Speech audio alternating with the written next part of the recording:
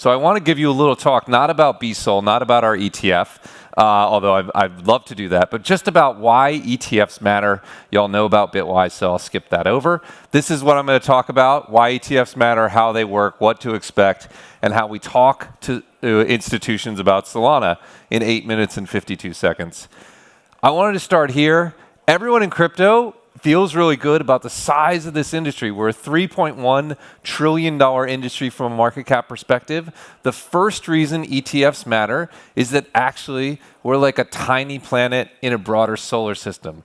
That's the size of the equity and fixed income markets, massively larger. That's why this question of when the institutions are coming matters so much, because even a little bit of capital from this $260 trillion investment market going into our little $3.1 trillion market would have a big effect. And of course, Solana is like a moon on the planet crypto, right, amidst this broader solar system. So it is a really big deal. The second reason ETFs matter is this is a chart of ETF assets. I know this looks like a crypto chart. It's up only, but this is a chart of ETF assets since 2003. They're the fastest growing financial product in the world.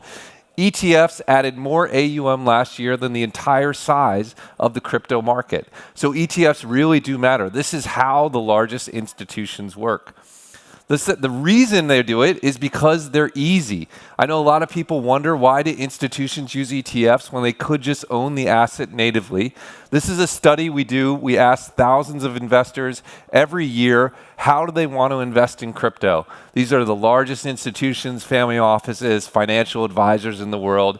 We've done it for 8 years. Every single year, it's ETFs at about a 70% rate. This is just what they want. It's what they know. And so it's how they want to invest.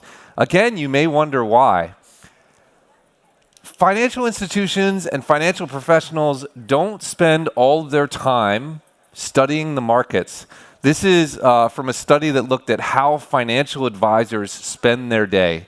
They work about 55 hours a week. They spend 5 hours of that on investment management.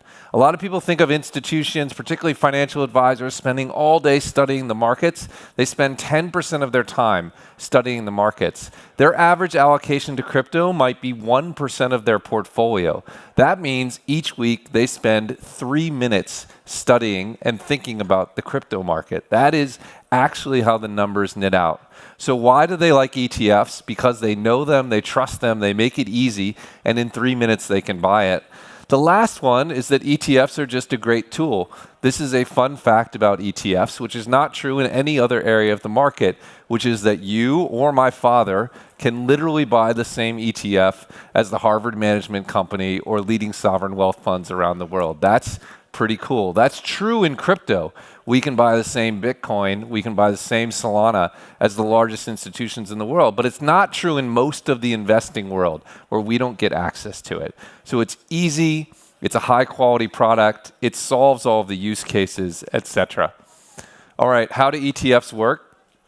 Someone asked me to do this because not everyone understands how ETFs work. I'll give you the 1-minute version of a talk I gave 1,000 times, which is about 45 minutes long. ETFs are relatively simple. So an ETF like BSOL will trade on the NASDAQ or the New York Stock Exchange at a value. Let's say it holds $25 of Solana for every share. And it should trade at $25. And usually it does. But if a bunch of people want to buy BSOL, it will trade up to $25.01. And there'll be this slight arbitrage. When that happens, institutional market makers create more shares of Solana by sending us cash.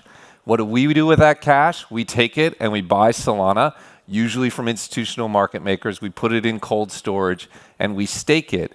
We sell shares of that ETF to these institutions at $25, and they sell them in the market at $25 and a penny. That brings the price back down to $25 so that the price always equals the amount of Solana that we have in the fund. That's been working in ETF land for 30 years, and it works more or less perfectly. All right, what to expect from ETFs going forward? Why will they shape the returns of Solana in part? Why will they contribute to those returns? I thought I would start with this. These are the cumulative inflows into Bitcoin ETFs. Bitcoin's launched in January of 2024. Most people know this story by now. but there have been 9,000 ETF launches in US history, and the number one ETF launch of all time, out of all 9,000, was the Bitcoin ETF. And not by a small factor. It pulled in $36 billion in assets in its first year. Number two on the list, which is the NASDAQ 100, many people know the ticker QQQ. Number two on the list did $6 billion. So it was the most important ETF launch of all time, not by a little, but by a factor of 6, which is pretty phenomenal. We've had steady monthly flows, not exclusively monthly inflows. Every few months, there are monthly outflows, but mostly monthly inflows to the tune of $4 or $5, $6 billion a year. And this is why it has an impact. If you look since the Bitcoin ETF launched, and you look at the amount of Bitcoin that was produced by the network produced 360,000 Bitcoin, and ETFs bought 700,000 Bitcoin. I'm a CIO, so I do complex math. 700,000 is more than 360,000, and so the price of Bitcoin has doubled since the ETF launched. It can be as simple as that. I don't like to show many Ethereum slides, but it makes the point. I'm getting to Solana. The same thing is true with Ethereum ETFs. Here are the monthly flows, much lower than Bitcoin, but still significant. Here is the supply of ETH since Ethereum ETFs launched versus the amount of ETH that ETFs have bought, and the price is up as well. Here is Solana. You can see it's following a similar pattern. You'll see that the chart has sort of two phases. There was an initial Solana ETF, which wasn't in a traditional structure.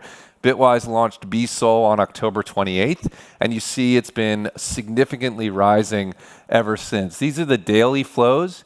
You can see that we're getting something like $40 or $50 million of flows into our Solana ETF on an average day. Not every day. Some days there have been very little flows. There have been no days of outflows, but 30 or 40 $million.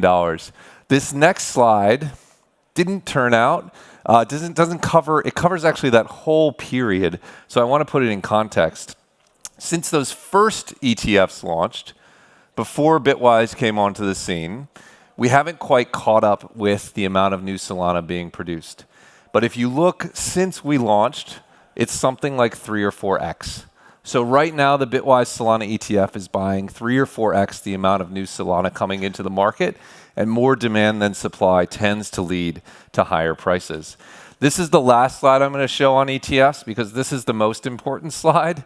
This is actually a slide of gold ETF inflows. And what I want you to take away from this chart, when the gold ETFs launched in 2004, they were the second biggest ETF launch of all time, right? Sort of the early version of tokenized gold. Everyone was very excited. They did $3 billion of flows in year one. But look what happened in year 2, year 3, year 4, year 5, year 6, actually out to year 16. The flows continued to go up. And this is what's going to happen in ETF land. I would ask all of you to think, the first time you bought Solana, have you bought any since? Or did you put it all in the very first time you invested? The same thing is happening in ETFs. So the flows that I just showed, where Solana and Bitcoin ETFs are buying more than 100% of the supply, that is going to continue and, in fact, accelerate over time as we open up these new markets. I have 30 seconds left. I'll just close with this. Bitwise is just one small piece of the puzzle, but a fun thing to say is we do 15,000 meetings with institutional investors every year, and I can tell you that often Solana comes up. We don't have much time to make the case for Solana. As I mentioned, the average person spends 3 minutes on crypto. But generally speaking, I think there's a very easy case to be made to these institutions. You can say that Solana gives you 2 bets at once, and this is why it's, I think, the most exciting opportunity in crypto right now. It gives you exposure to the growth of stablecoins, tokenization, DeFi, and other aspects. That's an enormously attractive growth, right? The SEC chair said the amount of AUM in tokenized stocks could 100,000x in the next few years. That's an enormous bet. And then you also get this second bet, which is that Solana is going to take an increasing share of that market. If you get both of those bets right, it's not 1 + 1 = 2. It's 2 × 2 = 4, or 3 × 3 = 9. It's exponential growth. And I think that makes Solana the most exciting opportunity in crypto at these current prices. And we love telling institutional investors about it. That's it for me. Thanks, everybody.